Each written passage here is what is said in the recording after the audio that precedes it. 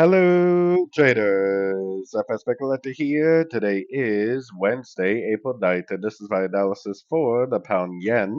If you haven't done so yet, definitely do join my free Discord channel, which is linked down here in the corner. And don't forget to take a look at my website, fxpipcollector.com.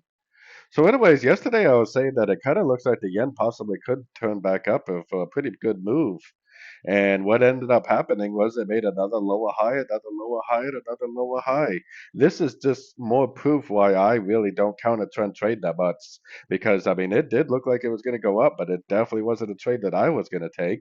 Why is it not a trade I was going to take? Is because the daily is down, the weekly is down. So if the daily's down, the weekly's down, and the 4 hour time frame is down, then going down to the 1 hour time frame and below and thinking that it's a good idea to start looking for longs is normally a really bad idea. Once again, the trend is your friend. So now for me, the structure is way up here, so I wouldn't even become a buyer unless it went all the way up here and broke this structure. Then I would become a buyer on pullbacks from that point on. Otherwise, I would at this point be looking at any move I see to the upside is likely just another pullback within a big downtrend on the higher time frames.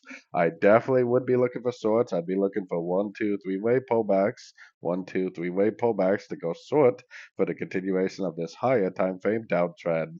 If it does go up and break structure, that's fine by me also. I'll be more than happy to start looking for longs after the break of structure and after the pullback that would come after the break of structure.